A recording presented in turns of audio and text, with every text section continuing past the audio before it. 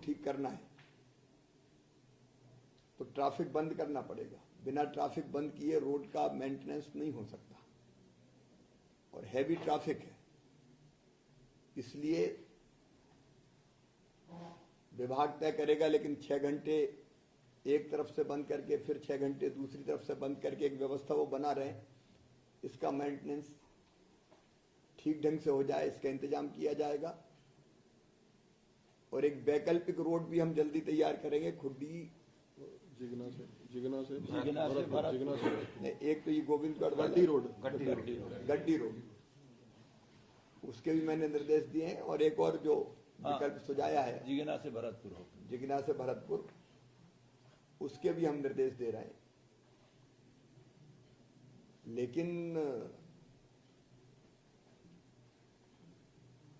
Traffic jam था तो जवाबदारी किसकी थी? एक इसका भी उत्तर हमको खोजना पड़ेगा। व्यवस्था सुधारने में कोई कसर नहीं छोड़ेंगे, इसलिए तात्कालिक रूप से रोड डेवलपमेंट कॉर्पोरेशन के डीएम, एजीएम, मैनेजर जितने हैं उनको सबको मैं सस्पेंड कर रहा हूं।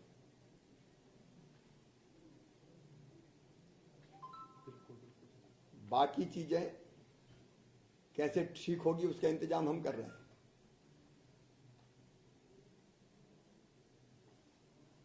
बस गई नहर के रास्ते और सीट थी 32, लोग थे 62।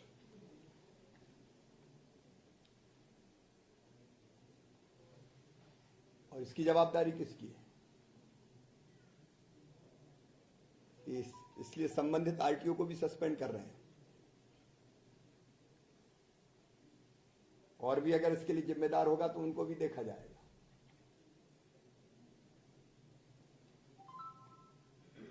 फिर प्रशासन क्यों नहीं चेता?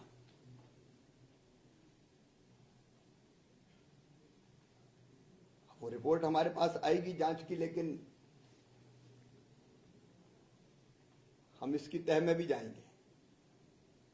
मेरा किसी से राग और द्वेष नहीं है, लेकिन गलती अगर कोई करता है तो उसको सजा भुगतने के लिए तैयार रहना पड़ेगा। यह भी मैं निश्चित करूंगा। हाँ, ये जरूर मैं प्रशंसा करूंगा कि राहत और बचाव कार्य में तत्परता दिखाई।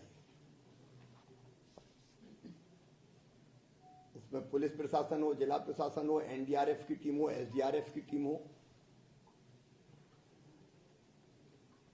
तत्परता के साथ कार्रवाई हुई है। और मैं तो लगातार 8 बजे से सवेरे यहां जुड़ा हुआ था और लगातार बात कर रहा था। मैं कल केवल इसलिए नहीं आया कि मेरे जाने से रेस्क्यू ऑपरेशन प्रभावित ना हो जाए, नहीं तो मुख्यमंत्री आ गया तो बाकी काम में बाधा होती, नहीं तो मैं कल ही आ जाता। इसलिए हमारे 2 मंत्री साथी आए थे, तुलसी सिलावट जी और रामखिलावन पटेल जी। रामखिलावन जी कल से यहीं पे, और उसमें भी बेटी शिवारानी ने और लवकुश लूनिया शिवरानी और सत्येंद्र शर्मा सिविल एविएशन के हमारे कर्मचारी थे, उनने अद्भुत काम किया है। इन तीनों को भी 5-5 लाख रुपए की सम्मान निधि से सम्मानित किया जाएगा, क्योंकि ऐसे समय जो अपनी जान की बाजी लगा के लोगों को बचाए वो अभिनंदनीय है। और प्रशासन के भी जिन लोगों ने, चाहे वो एसडीआरएफ हो, एनडीआरएफ हो, पुलिस के जवान हो, जिनने अच्छा काम किया, उनको भी हम पुरस्कृत करेंगे। उनकी भी सूची मैंने मांगी है।